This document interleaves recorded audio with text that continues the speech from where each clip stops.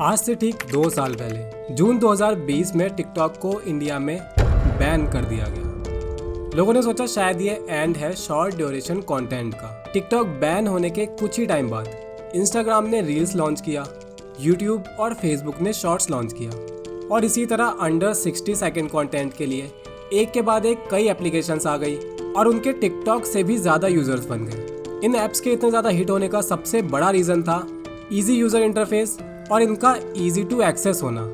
App open करो और scroll करना शुरू।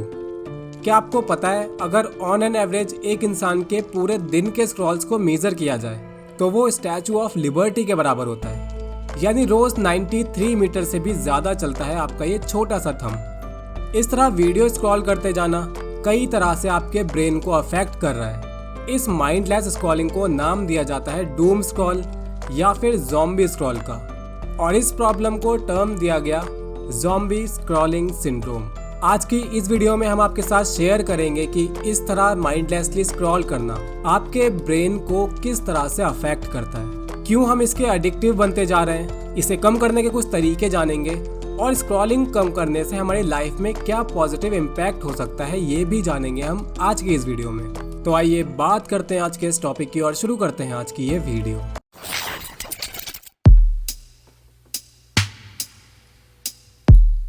30 से 50 सेकंड की ये शॉर्ट वीडियोस और इन ऐप्स का यूज़र इंटरफेस जितना इजी टू यूज़ है उससे ज़्यादा कॉम्प्लिकेटेड है इसके पीछे का मैकेनिज्म। आपको इन वीडियोस में इंटरेस्टेड बनाए रखने के लिए ये मैकेनिज्म और आर्टिफिशियल इंटेलिजेंस काम करता है। क्या आपने कभी सोचा ऐसा क्या है इस स्क्रॉलिंग एक्टिविटी में जो बिना किसी रिजल्ट और बिना किसी बेनिफिट के आप अपना मोस्टली टाइम इस एक्टिविटी को बिना सोचे दे देते हो।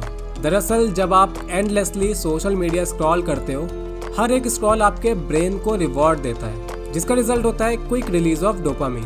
हर नोटिफिकेशन, हर मैसेज, हर एक वीडियो एक मिनी रिवॉर्ड की तरह काम करती है। ये रिवॉर्ड सिस्टम स्ट्रांग होता जाता है और आप थोड़ी थोड़ी देर बाद फोन चेक करने के एडिक्टिव बन जाते हो।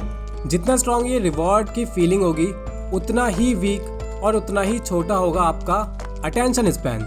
माइक्रोसॉफ्ट कॉर्पोरेशन ने 2015 में अटेंशन स्पैन को लेकर एक स्टडी की जिसका रिजल्ट बहुत शॉकिंग था। इस स्टडी में पाया गया कि एक एवरेज ह्यूमन का अटेंशन स्पैन सिर्फ 8 सेकंड बचा है और जनरली एक हेल्दी टीनेजर और एडल्ट का अटेंशन स्पैन सेकंड्स में नहीं होना चाहिए बल्कि आवर्स में होना चाहिए। पर आजकल ये और भी ज़्यादा कम होता जा रहा है। हमने अपने ब्रेन को इस तरह से ट्रेन किया है कि किसी टॉपिक को आधा डिस्कवर भी नहीं कर पाते उससे पहले ही हम बोर होने लग जाते हैं। हो सकता है कि इस वीडियो को यहाँ तक देखने से पहले ही कुछ लोग इसे बंद करके वापस रील देखने चले गए हों। खैर, इस तरह के लोग दूसरों को नाचता हुआ देख सकते हैं, डायलॉग पर लिप सिंक करते हुए घंटों तक देख सकते हैं। ऐसा करने से वो बोर नहीं होते। इसी चीज़ से रिलेटेड एक बहुत अच्छी बात कही डॉक्टर कैरोलिन लीफ ने। डॉक्टर कैरोलिन एक कॉग्निटिव न्यूरोसाइंटिस्ट है। एक पॉडकास्ट में बात करते हुए इन्होंने कहा था, इस तरह स्क्रॉल करके हम अपने ब्रेन को ट्रेनिंग देते हैं अटेंशन स्पैन को कम करने की। हमें पता है एक पोस्ट पर हमें ज़्यादा से ज़्यादा 3 या 4 सेकंड अटेंशन देनी है, फिर स्क्रॉल करके दूसरी पोस्ट पे चले जाना है। और ऐसा ही होता है शॉर्ट वीडियो के साथ। एक वीडियो पर कुछ सेकंड ध्यान दिया, स्क्रॉल करके दूसरी वीडियो पर आ गए। ये ट्रेनिंग या फिर ये प्रोसेस हमारी अटेंशन स्पैन को बर्बाद करती जा रही है, हमारे ब्रेन को सीरियसली डैमेज कर रही है। ये स्क्रॉल करके जो डोपामिन रिवॉर्ड हमें मिल रहा है, दरअसल ये हमारे ब्रेन के लिए काइंड ऑफ पैरालिसिस जैसा होता है जो ब्रेन के मोटिवेशनल सिस्टम को डायरेक्ट इम्पैक्ट करता है। अब बात आती है कि क्यों हम इसके एडिक्टिव बनते जा रहे हैं। देखिए, जब हमारा अटेंशन स्पैन डाउन होता जा रहा है, ऐसे में हमें चाहिए कि हमें 5 से 6 सेकंड में जो भी इन्फॉर्मेशन चाहिए वो जल्दी से मिल जाए। जोक चाहिए तो जोक मिल जाए। ओवरऑल हमें जो डोपामिन शॉट चाहिए वो 5 से 6 सेकंड के अंदर मिल जाए और फिर हम स्क्रॉल करके दूसरा कुछ ढूंढना शुरू कर दें। इस हार्मफुल रिवॉर्ड ने डोपामिन के साथ मिलकर हमारे ब्रेन और हमारी अटेंशन पावर की पूरी तरह से बैंड बजा के रखी है। इसके पीछे सिंपल सा साइंस है, जितना ज़्यादा डोपामिन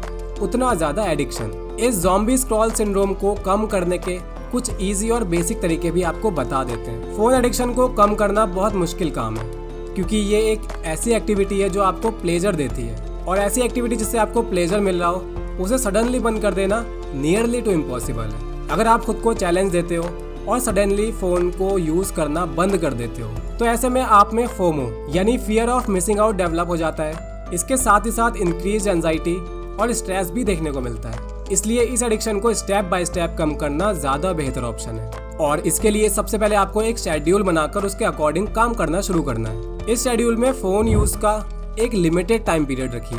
इंस्टेंटली रिप्लाई देना बंद कीजिए। बार बार फ़ोन चेक करने की आदत को कम कीजिए। आपको हर नोटिफिकेशन को चेक करना भी कम करने की ज़रूरत है। इसके लिए आप मैक्सिमम एप्लीकेशंस की पुश नोटिफिकेशन को ब्लॉक कर सकते हैं। हाँ, जो इम्पोर्टेंट चीज़ें उनको आप रख सकते हैं। इसके अलावा अपनी होम स्क्रीन पर सिर्फ वो ऐप्स रखिए जिन पर आप स्क्रॉल करके टाइम वेस्ट नहीं कर सकते, like calculator, dial pad, alarm वगैरह वगैरह। अगर आप अपना अटेंशन स्पैन बेहतर बनाना चाहते हैं तो सोने से पहले फ़ोन यूज़ करना बिल्कुल बंद कर दीजिए। और लास्ट, सेल्फ अवेयरनेस।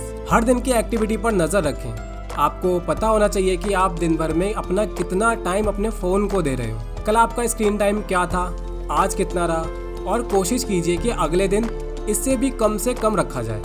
वैसे आपका कल का स्क्रीन टाइम कितना था कमेंट सेक्शन में हमारे साथ शेयर कर सकते हैं। चलिए अब देखते हैं कि ऐसा करके आपके ब्रेन पर क्या इम्पैक्ट होगा, आपको क्या फ़ायदा मिलेगा। अगर आप एंडलेसली स्क्रॉल करने की इस बुरी आदत को कम कर देते हो या ख़त्म कर देते हो तो इससे आपको कई सारे बेनिफिट्स मिलते हैं, जिसमें सबसे पहले आता है बेहतर attention span, improved sleep cycle, better quality of sleep, better relationship, anxiety, stress और डिप्रेशन में कमी और कॉग्निटिव इम्प्रूवमेंट।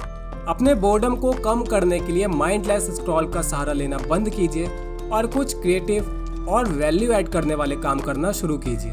हमें उम्मीद है इस वीडियो को देखने के बाद आप इस स्क्रॉल करने की आदत को कुछ कम करने की ज़रूर कोशिश करेंगे। आपको कुछ नया सीखने को ज़रूर मिला होगा। अगर ये वीडियो आपको पसंद आई हो तो प्लीज़ हिट लाइक और ऐसे ही इन्फॉर्मेटिव और इंटरेस्टिंग वीडियोस देखने के लिए सब्सक्राइब कीजिए द साइकोलॉजी क्लासेस को। We need your support.